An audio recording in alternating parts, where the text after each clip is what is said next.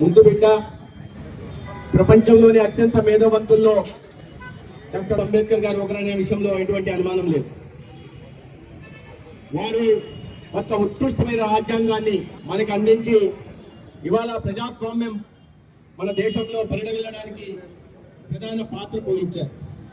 అనేక మంది జీవితాల్లో వెలుగు నిండడానికి కారణభూతులయ్యారు. ఇవాళ ఒక ప్రభుత్వ పాలన సాగుతుందన్నా, అభివృద్ధి కార్యక్రమాలు చేపడుతున్నారన్నా, సంక్షేమ పథకాల అది అంబేద్కర్ గారు ఒక అద్భుతమైన రాజ్యాంగాన్ని మనకు అందించి ఈ జాతికి చేసిన సేవగా మనం అందరం గుర్తించాల్సింది. అయితే అటువంటి మహనీయుడు ప్రపంచమంతా అటువంటి మహనీయుడిని గుర్తించింది, కానీ మన మాత్రం కొన్ని దశాబ్దాల పాటు డాక్టర్ బిఆర్ అంబేద్కర్ గారిని ఆ చరిత్ర మరుగున పెంచే ప్రయత్నాలు జరిగాయి.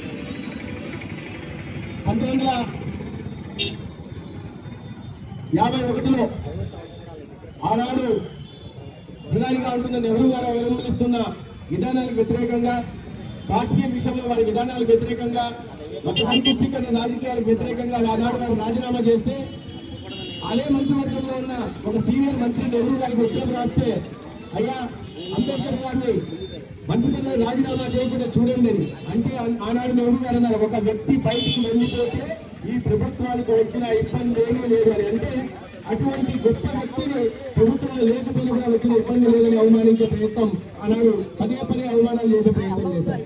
1952లో మొట్టమొదటి సార్వత్రిక ఎన్నికలు జరిగినప్పుడు డాక్టర్ బాబాసాహెబ్ అంబేద్కర్ గారు బాంబే నార్త్ నుంచి పోటీ చేస్తే, ఆనాడు కాంగ్రెస్ అంబేద్కర్ గారికి వ్యతిరేకంగా పచ్చవేకల్ అనే వ్యక్తి పోటీ పెట్టి, ఆనాడు నెహ్రూ గారు వెళ్ళి ప్రచారం చేసి వ్యతిరేకంగా అంబేద్కర్ గారి ఓటమి కారణమయ్యారు.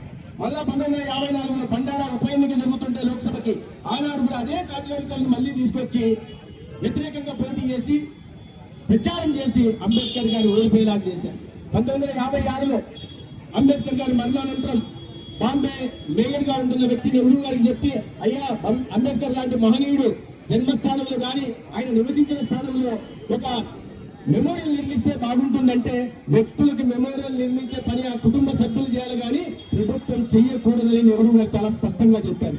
1956లో వారు నిర్యాణం చెందితే అంబేద్కర్ గారు 1954లో నెహ్రూ గారు తను ప్రధానమంత్రిగా ఉంటూ తనంతటి గారు భారతరత్న అవార్డు ఇచ్చుకున్నారు. తర్వాత ఇందిరాగాంధీ గారు ప్రధానిగా ఉంటూ తనంతకు భారతరత్న అవార్డు ఇచ్చుకున్నారు.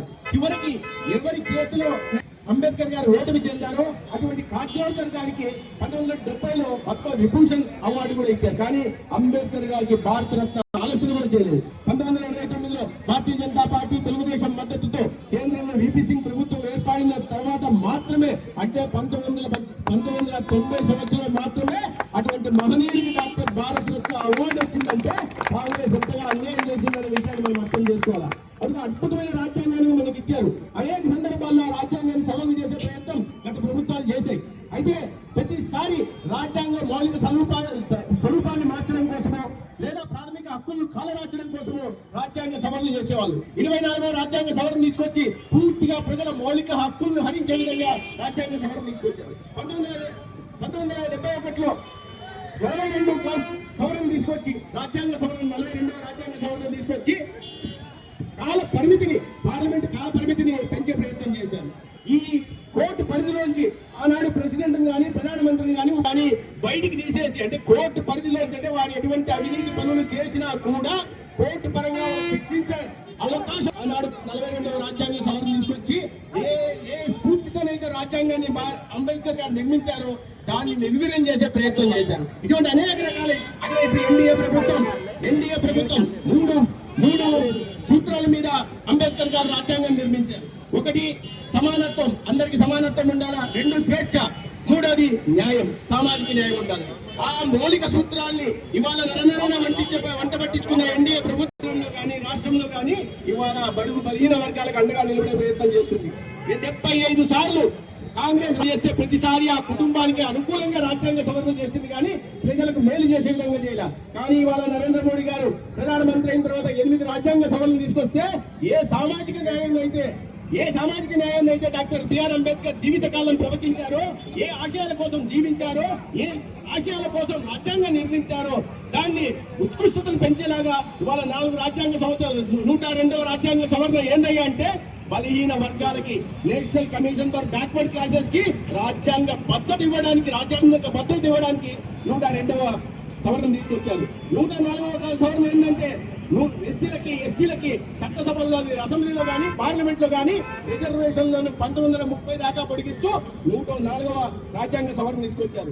ఇవాళ సామాజికంగా ఆర్థికంగా వెనుకబడిన వాళ్ళ కులగణన చేసే అవకాశాన్ని రాష్ట్రాలకే ఇస్తూ 105వ రాజ్యాంగ సవరణ తీసుకొచ్చారు.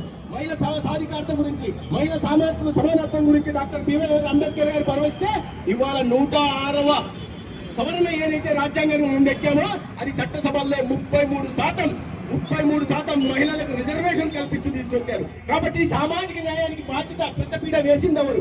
నిజంగా అంబేద్కర్ గారు చూపిన మార్గంలో నడిచిందెవరు? వారి ఆశయాలకు అనుగుణంగా పని చేస్తున్నదెవరు అనే విషయాన్ని ప్రజలు గుర్తించాల్సి ఉన్నది.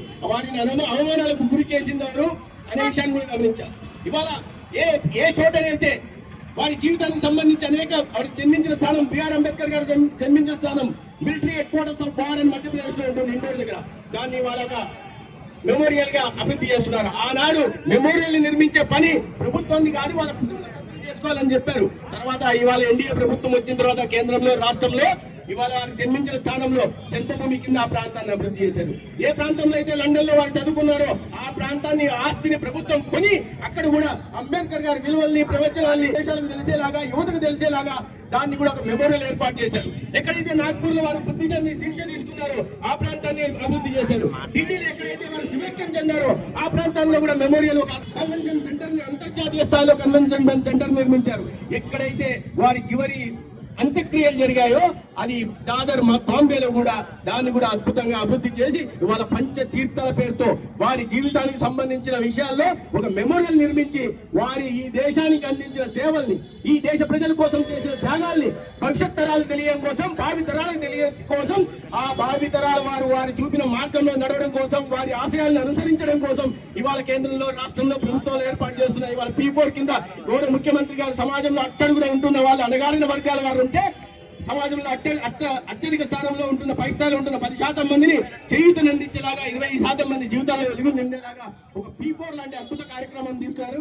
నిజంగా ఎన్డీఏ ప్రభుత్వాలు మాత్రమే డాక్టర్ అంబేద్కర్ చూపిన మార్గంలో నడుస్తున్నాయని సందర్భంగా తెలియజేసుకుంటూ మనం అందరం కూడా ఈ జాతి సేవ కోసం అంబేద్కర్ గారు చూపిన మార్గంలో నడవాలని మనల్ని మనం పునరంకితం చేసుకొని వికసిత భారత్ నిర్మాణాన్ని, మన సొంత ఆంధ్రప్రదేశ్ నిర్మాణాన్ని కూడా చేపట్టడంలో మనల్ని చేసుకోవాలని తెలుసుకుంటూ ఇవాళ ఈ మహనీయుడు జన్మ జయంతి సందర్భంగా మిమ్మల్ని అందరినీ కలిసే అవకాశం కలిగించినందుకు బడ్జెటి రాధాకృష్ణ గారికి, అదేవిధంగా విక్రమ్ కిషోర్ గారికి, తర్వాత చింతమనేని ప్రభాకర్ గారికి, ఇతర మిత్రులందరికీ కూడా ధన్యవాదాలు తెలియజేసుకుంటూ సెలవు తీసుకుంటాను. జోహార్ డాక్టర్ బిఆర్ అంబేద్కర్, జోహార్ డాక్టర్ బిఆర్ అంబేద్కర్. ధన్యవాదాలు.